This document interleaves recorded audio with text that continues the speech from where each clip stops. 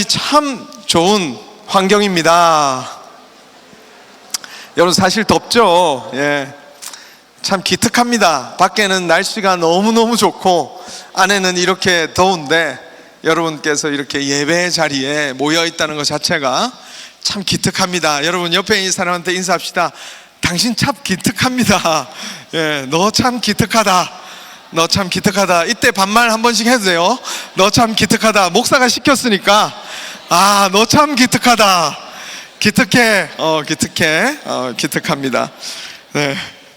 예, 나중에 보복하기 없기. 예, 보복하지 마세요. 반말 쓴 사람들 보복하지 마십시오. 저는 어릴 때 이렇게 맹장 수술을 중학교 2학년 때 했습니다. 그런데 처음 병원을 갔는데 이 맹장 수술을 진단한 사람이 두 가지 진단을 한 거예요. 두 의사가 제 몸을 봤습니다. 첫 번째 의사는 그냥 괜찮다는 거예요. 그냥 좀 어려서 이상하긴 하지만 변비라는 거예요. 제가 너무 밤새 배가 아프고 힘들어서 갔는데 변비라는 거예요. 그래서 어머니께서 너무 애가 아파하니까 이상하다, 다른 의사한테 가보자. 이 다른 의사한테 가니까 그 의사가 지금 당장 수술해야 된다고. 그렇게 해서 제가 수술을 받고 이렇게 건강해졌습니다. 근데 그때 만약에 그 의사 말대로 내가 그냥 어린 사람의 변비라고 했다면 저는 그냥 놀림을 받고 그렇게 어린 사람이 변비에 걸린 걸로 중학교 2학년 때 그렇게 그냥 굉장히 아파하며 힘들며 결국에는 이 복막염 이게 터져서 어쩌면 생명이 위태로울 수 있는 그런 환경에 놓여질지도 모르는 상황에 있었습니다. 여러분 진단을 한다는 것은 굉장히 중요하죠. 오늘 본문에도 그 상황에 대하여 전혀 상반된 평가를 내놓는 전혀 다른 진단을 내놓는 두 가지 선지자가 등장합니다. 첫 번째 선지자는 누구죠? 우리가 알고 있는 예레미야 선지자예요. 예레미야는 심판을 선포합니다. 야, 너희들 지금 하나님께서 너희들을 바벨론의 포로로 보내실 거야. 그렇게 선포했습니다. 그런데 이상하게 하나냐라는 선지자가 갑자기 나타나서 오히려 반대로 예언하는 거예요. 야, 걱정하지 마. 2년 뒤면 바벨론, 너희가 지금 너희들 괴롭히는 그 바벨론이 결국에는 너희들을 다시 돌려보낼 거야 라고 하는 긍정적인 메시지를 보내죠. 2절 3절 다시 한번 읽어보겠습니다. 시작. 만군의 여호와 이스라엘의 하나님이 이같이 일러 말씀하시기를 내가 바벨론 왕의 멍에를 꺾었느니라. 내가 바벨론의 왕 느부갓네살이 이곳에서 빼앗아 바벨론으로 옮겨간 여호와의 성전 모든 기구를 2년 안에 다시 이곳으로 되돌려 오리라. 이 굉장히 긍정적인 메시지로 하나냐라는 선지자는 사람들의 마음을 빼앗는 거예요. 당연히 여러분 사람들의 마음이 어땠겠습니까? 40년 동안 여러분 절망적인 예언을 한 예레미야가 있음에도 불구하고 사람들은 이 회복의 메시지에 눈이 확 돌아버렸습니다. 이게 매력적이거든요. 소망을 주는 메시지, 이게 매력적입니다. 나라를 사랑하는 마음도 불러일으키거든요. 왜냐하면 바벨론이라는 이방 나라에 우리 이스라엘이 잡혀간다라는 메시지를 하는 예레미야의 그 메시지는 매국노가 따로 없죠. 나라를 팔아먹는 인간처럼 보이는데 오히려 2년 안에 우리가 회복될 것이다 라고 선포하는 하나냐의 메시지는 사람들의 눈에 보기에 너무나도 소망이 있는 사람으로, 능력이 있는 선지자로, 그래 하나님의 말씀을 그렇게 떡 받아와서 우리에게 복을 선포하는 선지자가 진짜 선지자지 하면서 그렇게 칭찬을 받고 칭송을 받게 되었다는 것이죠. 사람들은 소망의 메시지를 참 좋아합니다. 그런데 우리가 답을 알거든요. 여러분 말씀을 다 읽진 않았지만 결국 16절 17절에 가면 어떻게 되냐면 하나냐는 2년 만에 죽어버려요. 그 메시지를 전했음에도 불구하고 하나님의 심판 가운데 죽어버린 것이죠. 우리는 우리가 원하는 일이 다 이루어질 것 같이 말하는 기독교, 그걸 좋아해요. 그래서 하나님이 우리의 삶에 무언가 이루어주지 않으면 하나님은 원망하기 시작합니다. 그리고 심지어 하나님이 내가 원하는 것을 주지 않으셨다는 이유로 원망하다가 결국에 하나님을 떠나버리기까지 하는 그런 우리의 모습들도 있다라는 것이죠. 우리는 어떻게 신앙을 해야 되는 걸까? 참 어렵긴 해요.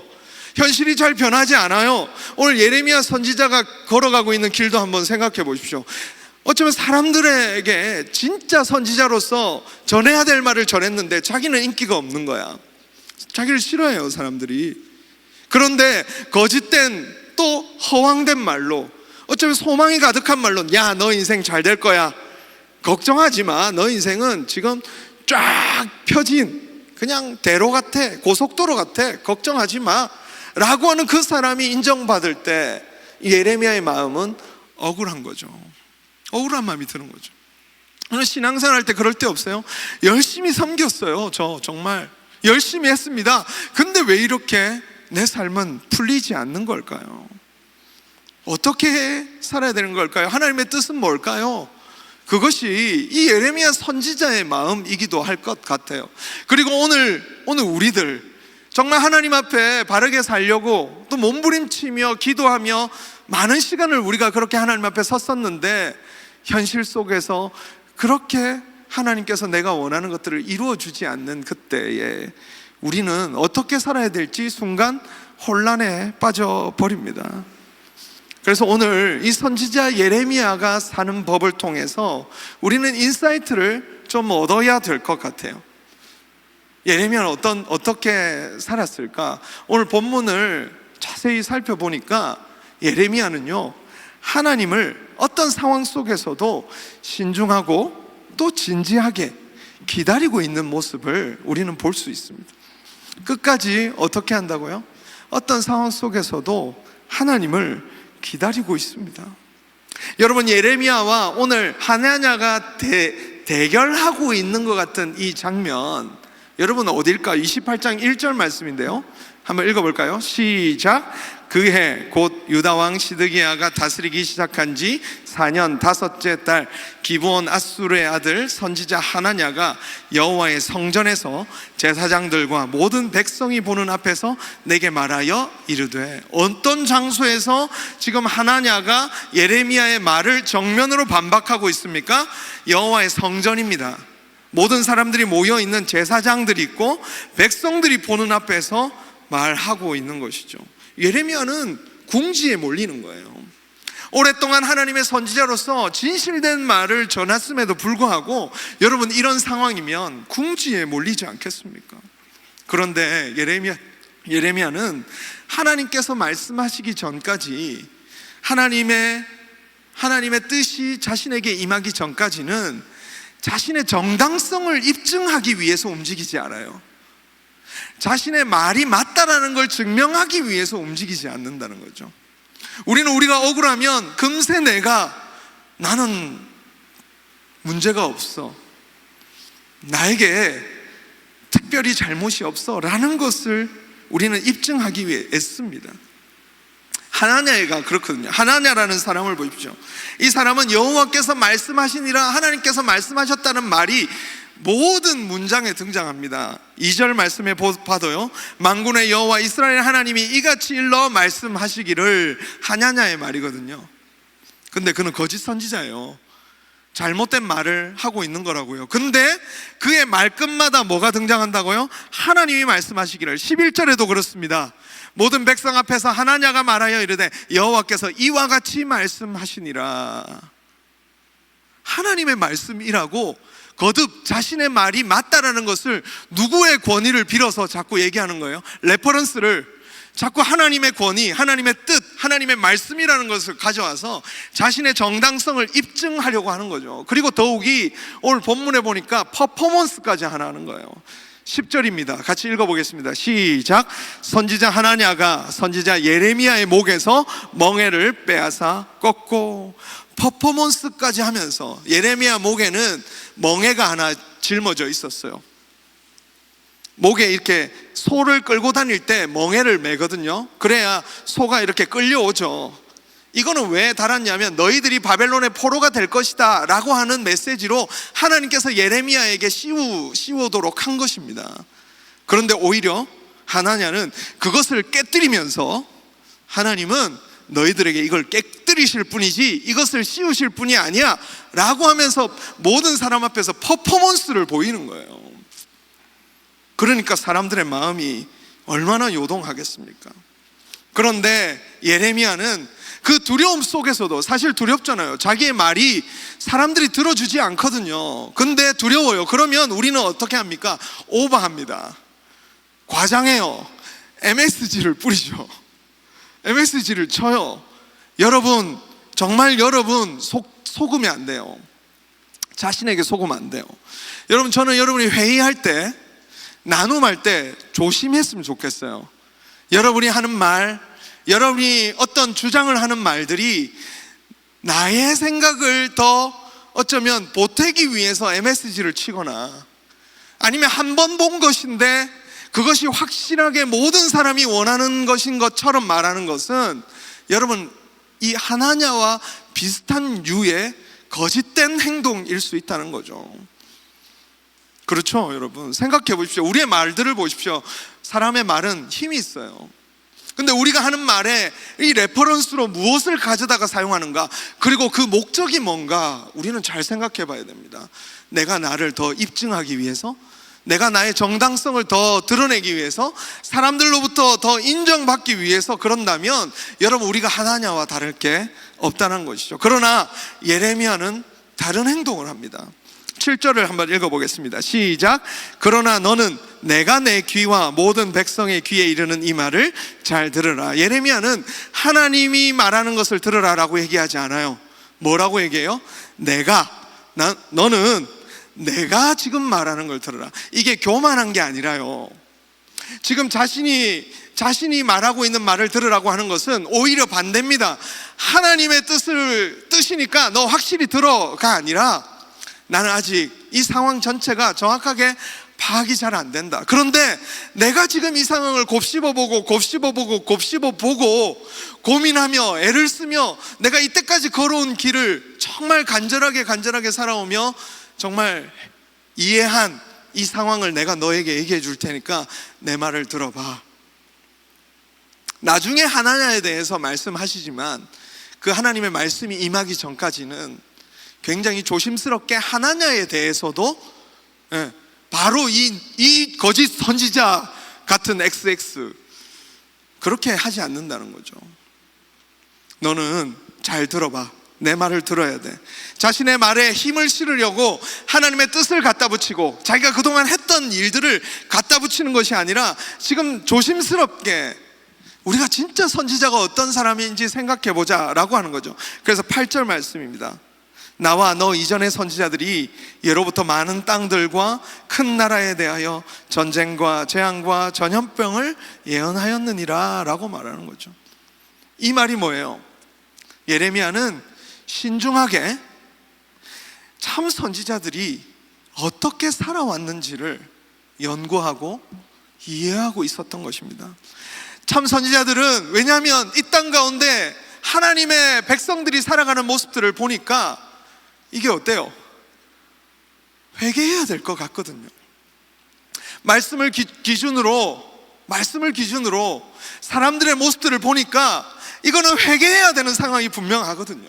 그러니까 이 선지자들이 나와서 하는 행동들은 전부 다 전염병을 예언할 수밖에 없어. 너희들 그렇게 살면 큰일 난다는 것, 너희들이 그렇게 살면 바로 재앙이 찾아올 수밖에 없다는 것, 그렇게 사는 것의 끝에는 결국 열매 맺지 못하고 하나님의 심판이 이룰 수밖에 없다는 것, 그것을 예레미야 선지자는 말씀을 통해서 살펴보고 이해하면서, 야, 우리 다시 한번 생각해 보자. 하나냐, 너 정말 진짜 선지자 맞아? 우리 한번 생각해 보자.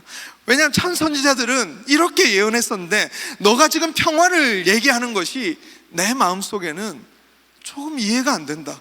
내가 아무리 이 땅을 돌아봐도 지금 우리가 살아가고 있는 이 현실은 죄악이 가득해서 하나님의 심판이 가득한 것 같은데, 나는 너가 지금 평화를 예언하는 것이 나는 조금 이해가 안 된다. 예레미야는 그렇게 접근하고 있는 거예요. 바로 너 이 나쁜 XX, 너는 나쁜 선지자야, 이렇게 얘기하지 않는 게 참 희한하더라고요. 저는 본문을 보면서.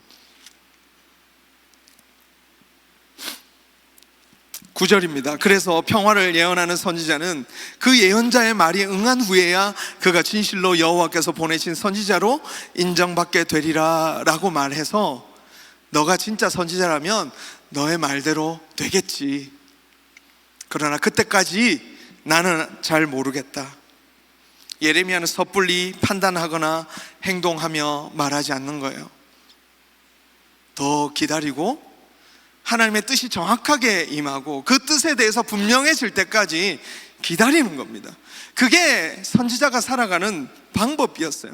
우리는 너무 쉽게 하나님의 뜻이다, 그리고 너무 쉽게 하나님을 원망하죠. 너무 쉽게 불평합니다. 또 우리는 뭔가 좋은 일이 있으면 또 너무 쉽게 하나님이 뜻이다, 이거 우리에게 길을 탄탄대로를 주셨네 이러면서 기쁘게 달려가다가 꽈당 넘어져가지고 또 하나님 원망하고 거기 앉아서, 분명히 출발할 때 너가 하나님 뜻이라고 하지 않았냐, 근데 왜 거기 넘어져서 그러고 있냐. 여러분 생각해 보세요. 우리의 모습은 너무나도 쉽게 하나님의 뜻은 이거야, 하나님의 뜻은 저거야, 너의 불행은 죄 때문이야, 너의 행복은 너가 잘 살아서야, 뭐 단순하게 너무 쉽게 우리는 모든 일들을 해석하고 이해한다는 것입니다. 그러나 여러분, 하나님의 뜻은 더 깊고 더 오묘해요, 더 많아요, 더 넓어요. 그래서 하나님의 뜻을 더 기다리고 하나님의 뜻을 구하는 자료. 예레미야는 그 오랫동안 사역을 하고 분명함에도 불구하고 자신의 말을 더 삼가고 조심하고 있는 모습이에요. 우리는 너무 쉽게 서로를 평가합니다. 서로를 판단합니다. 믿음이라는 것이 그런 거예요. 말씀이 주어지고 그리고 그것이 현실이 되기까지 그 애매한 기간 있잖아요. 그게 우리가 살아가는 삶이거든요. 예레미야가 서 있는 삶이고, 아직 포로로 잡혀가지 않았어요. 70년이 지나지 않았어요. 예레미야는 70년이 지나서 참 선지자로 인정이 받습니다. 왜? 진짜 70년 뒤에 예레미야의 말이 맞았으니까. 근데 그 70년을 살아가는 동안, 예레미야가 이 선포하는 그 동안 말씀이 주어지고 그리고 그것이 성취되기까지 그 사이를 지나가는 사이 동안은 늘 뭐예요? 불안한 줄타기의 삶이 이어지는 거죠. 그게 믿음의 삶이라는 거예요. 우리가 한번 나눈 적이 있습니다. 이런 삶에 대해서. 왕의 신하가 요한복음에 나오는 거죠. 자신의 아들이 병이 들자 예수님을 찾아갑니다. 그런데 걸어서 반나절 이상 가야 되는 길을 걸어서 예수님을 찾아가요. 예수님, 내 아들이 죽게 되었습니다. 내 아들을 고쳐주십시오 하고 내 아들이 있는 곳까지 같이 갑시다. 그때 예수님이 하는 말씀 이제 띄워주시면 됩니다. 요한복음 4장 50절 읽어보겠습니다. 시작. 예수께서 이르시되 가라, 내 아들이 살아있다 하시니 그 사람이 예수께서 하신 말씀을 믿고 가더니. 지금 어떤 시간이에요? 말씀을 하셨어요, 그죠? 이제 반나절 이상을 걸어서 다시 자기 집으로 아들이 고쳐진 것을 확인하러 가야 돼요. 그 시간까지 여러분 걸어서 가야 됩니다. 그러면 여러분 믿음 좋으니까 여러분은 와, 내 아들이 나았다 이러면서 찬양 부르면서 그 반나절 끝까지 갈 수 있을 것 같아요? 중간에 가다가 저 같으면 다시 가서 모셔고 올까? 다시 가서 예수님 같이 가자 그럴까? 아니면 더 용한 의사, 중간에 가다가 좋은 마을에 용한 의사 데려다가 내가 우리 아들 고쳐야 될까? 불안함과 냉탕과 온탕, 부정적인 생각과 긍정적인 생각, 그것이 여러 군데 오가면서 그 애매한 시간을 걸어가야 되는 것이 이 왕의 신하의 삶이었다는 거죠. 근데 어때요? 그 길을 결국 걸어가서 아들이 낳은 것을 확인하는 것입니다. 자, 여기서 하나님의 뜻이 뭡니까? 아들이 낳는 거죠. 아들이 낳는 거예요. 그러나 하나님의 뜻이 그것뿐입니까? 아니죠. 그 애매한 기간을 걸어가며 이 왕의 신하가 배워야 될 것이 있었어요. 믿음이라는 겁니다. 그게 하나님의 뜻의 또 한 가지 이유입니다. 하나님의 치유하시고 회복시키시는 예수님의 권능에 대해서 그 곳 가운데 선포하십니다. 그러나 하나님의 뜻이 그것이 전부가 아니었어요. 왕의 신하가 배워야 될 게 있었는데 그게 뭡니까? 믿음이에요. 참 믿음. 눈앞에 당장 보이지 않습니다. 내 상황은 좀처럼 나아지지 않습니다. 우리는 늘 뭔가 좋게 되고 빨리 변화되는 걸 원하죠. 그러나 하나님은 보이지 않지만 하나님의 약속을 믿고 굳건하게 그 길을 가는 사람들, 그거를 배우게 하는 거예요. 그래서 우리는 더 중요한 게 뭡니까? 우리는 그 시간을 어떻게 살아가는가, 그 시간을 어떻게 살아가는가, 그것이 훨씬 더 중요한 거예요. 사랑하는 여러분, 이해 안 되고 애매하고 답답한 상황이 있습니까? 여러분, 답을 찾기를 구하시기를 주님의 이름으로 축원합니다. 여러분, 답을 찾아가십시오. 우리는 답을 찾아가는 여정이에요. 제가 늘 여러분에게 강조하고 싶은 메시지 중에 하나입니다. 우리는 인생의 답을 찾아가는 중입니다. 공동체는 함께 답을 찾도록 부르심을 받은 자들입니다. 여러분의 삶의 고민, 여러분만의 고민이 아니에요. 제 고민이기도 합니다. 여러분을 위해서 기도하고 하나님의 뜻을 같이 찾아가는 중이에요. 그러니까 저하고 우리 성전사님한테 얘기해 주세요. 여러분의 고민을. 여러분의 브랜치 안에서 얘기하십시오. 그 고민을. 우리는 같이 답을 찾아가야 돼요. 그냥 하나님의 뜻입니다, 그게 다가 아닙니다. 서로를 통해서 우리는 더 풍부하게 하나님의 뜻을 발견해가는 여정으로 지금 부르심을 받은 거예요. 여러분, 하나님의 때가 있고 하나님의 기간이 있습니다. 어떤 삶이 잘 풀리지 않거든 여러분, 너무 그것을 벗어나려고만 생각하지 마시고 답을 찾으며 그 시간을 하나님을 기다리시기 바랍니다. 여러분, 파지티브한 띵킹을 하고 있으면 문제가 해결돼요? 이 세상은 파지티브 띵킹하면 그 문제 해결될 거야, 그냥 좋게 생각해 하면 될 거라고 생각합니다. 그거 아니에요. 성경은 그렇게 가르쳐 주지 않아요. 긍정적이고 여러분 미래지향적인 미래를 향한 그 긍정적인 생각만 있으면 뭐라도 할 수 있어. 개똥입니다 여러분. 무슨 그런 그거 기독교에서 그렇게 가르쳐 주지 않습니다. 6절에서 이렇게 얘기합니다. 같이 읽어볼까요? 시작. 선지자 예레미야가 말하니라. 아멘. 여호와는 이같이 하옵소서. 여호와께서 내가 예언한 말대로 이루사 여호와의 성전 기구와 모든 포로를 바벨론에서 이곳으로 데려오시기를 원하노라. 그래, 나도 정말 하나냐야, 네가 말한 대로 됐으면 나도 너무너무 좋겠다, 이 말 하는 거예요 예레미야가. 너처럼 그렇게 긍정적인 메시지를 해서 나도 그래, 정말 우리나라가 회복이 되고 이렇게 됐으면 좋겠다. 그런데 여기서 더 하나 우리가 깊이 들어가야 될 예레미야의 마음이 있어요. 정말 그렇게 됐으면 좋겠다, 정말 우리 민족이 하나님 앞에서 회복될 때가 왔으면 좋겠다, 그런 민족에 대한 애끓는 마음이 있는데, 예레미야가 발견한 것은 여러분, 그 시대 속에서 여러분 우상 숭배가 가득하고 사람들은 전부 다 돈을 사랑하고 있고 사람들은 더 이상 가난한 자들을 도와주지 않고 있고 우리 속에 죄가 가득한 것도 있는데 그것을 회개하지 않는 그 이스라엘 백성들을 보면서, 야, 그것이 고쳐지기 전에는 회복될 수 없어. 그것을 더 예레미야는 얘기하고 싶은 거예요. 그래, 나도 너처럼 되면 좋겠다. 나도 너의 삶이 빨리 회복됐으면 좋겠다. 그런데 우리가 이 부분이 해결되고 저 부분이 해결되고 또 이 부분에서 노력하고 더 애쓰지 않으면 안 되는 것도 있어. 포로기는요, 어떤 시간일까요 여러분? 포로기는요, 옛 이스라엘이 죽어야 되는 시간이에요. 그리고 새 이스라엘을 향한 하나님의 계획이 있는 시간입니다. 그러니 반드시 필요한 시간이라는 것을 예레미야는 깨닫게 된 거예요. 여러분, 포로기가 없으면 이스라엘 백성들은 거듭나지 못해요. 회개하지 못하는 거예요. 그러면 새로운 이스라엘로 나아갈 수 없는 거죠. 여러분, 기억하십시오. 회개 없이, 죄의 죽음 없이 회복은 없습니다. 그런 기독교 없어요 여러분. 예수 믿고 천국 갑니다. 회개 없이 천국 못 갑니다 여러분. 예수 그리스도의 십자가 앞에 여러분의 죄를 낱낱이 고백하고 그 십자가의 보혈의 능력을 의지하지 않으면 여러분 천국 못 가요. 그냥 예수 믿으면 천국 갑니까? 예수 믿는다는 게 그거예요. 나의 죄를 회개하는 게 예수 믿는다는 거예요. 여러분, 착각하지 마십시오. 예수 믿는다는 것은 내가 살았던 과거의 삶에 대해서 회개하는 것이 예수 믿는다는 거예요. 예수님이 제시하시는 그 삶 앞에 나의 과거의 삶은 주님, 모조리 죄였군요 라고 고백하면서 주님이 내게 주시는 그 부활의 영광의 삶으로 나아가고 싶습니다. 예수님의 십자가는 그걸 보여줍니다. 십자가는 옛 삶, 부활은 새 삶. 우리는 그 사이를 믿음으로 통과하는 거예요. 그 이후에 우리의 모든 삶의 여정도 회개 거친 다음에 거룩함으로 나아가는 이 여정을 지금 계속 걸어가고 있는 것입니다. 여러분, 주님께 제가 25살에 나왔다 그랬잖아요.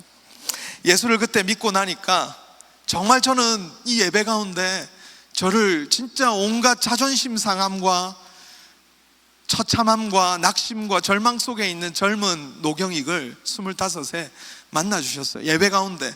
그때 제가 예배 가운데 어떤 마음으로 나왔는지 여러분에게 다 말할 수가 없을 만큼 저는 비참한 심정으로 그 예배당에 나갔었어요. 근데 그때 주님께서 저를 만나주셨습니다. 근데 주님께서 저를 만나주시고 나서 제 삶에 일어난 변화가 뭔지 아세요? 죄를 보기 시작한 거예요. 그게 첫 번째입니다. 죄를 보기 시작한 겁니다. 제가 술 먹고 친구들하고 어울려 다니면서 그냥 했던 말들, 얼마나 어리석은 말이었는지, 했던 실수들, 행동들, 친구들과 어울려 다니며 했던 시시껄렁한 행동들. 여러분, 저 25살 이전에 저를 보고 싶어 하시는 분들이 계시더라고요. 참으십시오. 참으십시오. 예. 제 옛사람을 보면 여러분 기겁할 겁니다. 예, 보시지 않는 것이 좋습니다. 여러분, 먼지가 가득한 방에 어두울 때는 안 보입니다. 그러나 햇빛이 이렇게 쫙 비쳐 들어오면, 한 줄기가 딱 비쳐 들어오면 그 먼지가 보이기 시작하잖아요. 근데 희한하게도요, 그 먼지 보기 전까지는요, 숨을 잘 쉬어요. 여러분, 그런 기억 없어요? 그 전까지는 숨을 잘 쉰다고요. 똑같은 방이에요. 근데 그 불빛이 들어와서 먼지를 본 순간부터는 숨쉬기가 껄끄러워져요. 그게 그리스도의 삶입니다. 똑같아요. 우리가 예수 믿기 전과 예수 믿은 후에 여러분의 삶의 변화가 그렇게 심각할 것 같아요? 그랬으면 좋겠습니다. 아멘. 여전히 더럽고 추해요. 근데 변화가 있다면 뭔지 아십니까? 빛이 들어오는 거예요. 예수 생명의 빛이 들어오니까 죄를 보기 시작하는 겁니다. 예레미야 선지자가 보기 시작하는 것이 그거예요. 이스라엘 공동체 가운데 전혀 모르게 그냥 살다가 어느 순간 하나님의 영광의 빛이 자신의 이스라엘 백성 공동체 가운데 비치는 걸 비친 뒤에 이스라엘 백성들의 죄악을 보기 시작한 겁니다. 그 죄를 보기 시작한 거예요. 저는 오늘 우리 청년회 때 여러분들이 이 시대의 죄악을 분별할 수 있는 믿음이 있기를 간절히 원합니다. 이 시대가 추구하고 있는 가치가 얼마나 거짓되고 얼마나 여러분들을 옥죄고 욕망으로 이끌고 여러분들을 정말 절망적인 구렁텅이로 몰아나고 있는지 그것을 볼 수 있는 믿음의 눈이 열리기를 간절히 바랍니다. 여러분, 그걸 볼 수 있기를 기도하십시오. 처절하게 기도하십시오. 제 눈을 띄어서 그걸 보도록 인도해 주십시오 라고 우리는 기도해야 합니다. 여러분, 우리가 그렇게 우리의 삶을 바로 하나님의 그 빛 가운데로 세워나가고 우리의 죄를 하나하나씩 버려가고, 그리고 여러분 우리의 삶에 필요한 것들을 하나하나씩 하나님께서 할 수 있도록 공급해 주실 때 여러분 애써서 그 길로 갈 수 있길 바라요.